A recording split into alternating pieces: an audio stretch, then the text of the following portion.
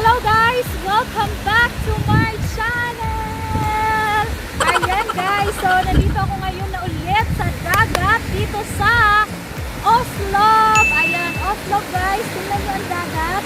Ang sarap-sarap ng dagat dito. Ang saya-saya.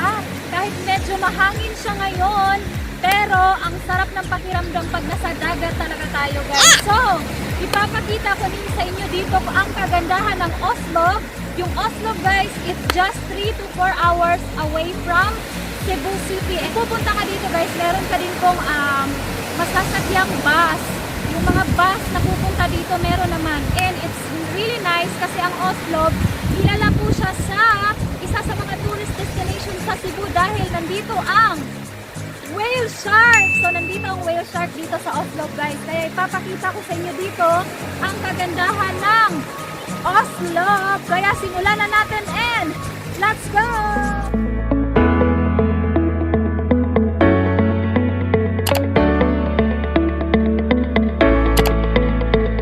Ang gaganda ng kulay ng mga ano guys. Ayan, yung mga boat. Pamboat ata to. Yan. So, ang gaganda ng kulay. Nandito ako ngayon sa Oslob. Ayun, ang ganda-ganda ng panahon ngayon. Mainit at mahangin. Yun, ang ganda ng kulay. Wow! Super ganda.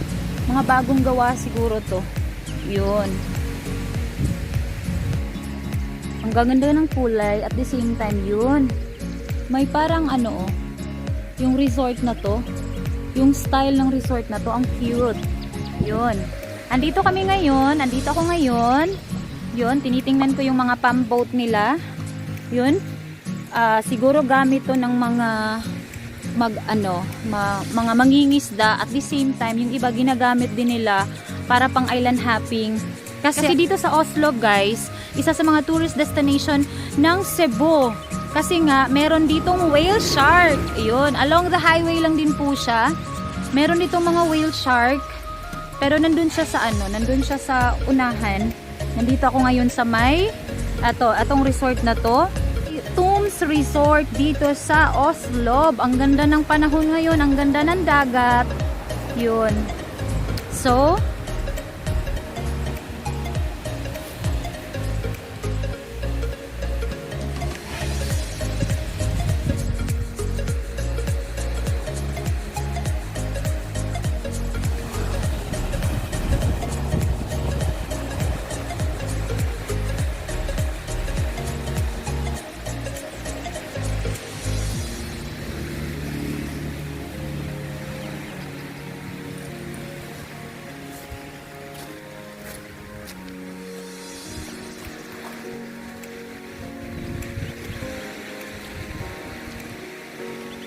yun, ito yung mga pamboat guys, yung ginagamit sa mga sa mga fisherman, yun, sa mga mangingisda.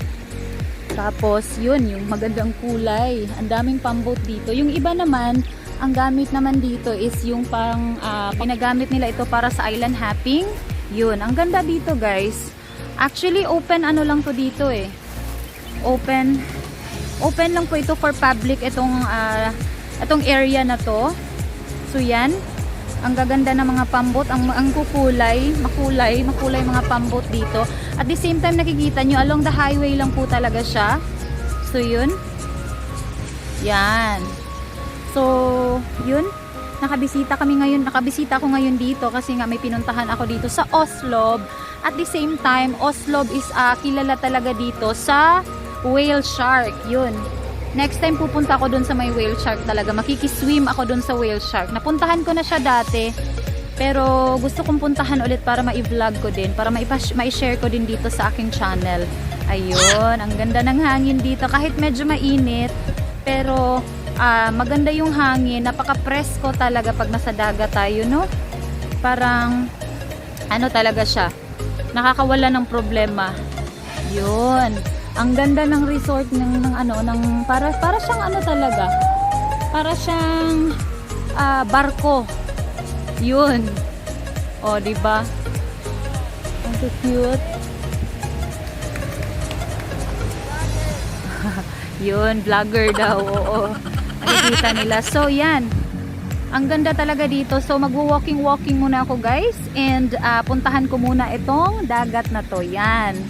So let's go. Pero hindi ako maliligo ngayon ha. Nandito lang talaga ako guys para maipakita ko sa inyo yung dagat. Ang kagandahan ng dagat talaga yun. Puntahan natin. I-try natin pumunta sa gitna. Puntahan natin yung gitna ng dagat. Yun. Oh my God, ang saya-saya. Yun. Nandito na ako ngayon sa gitna. Yan. Wow, ang ganda dito. Yan. Yung nila oh. Super cute.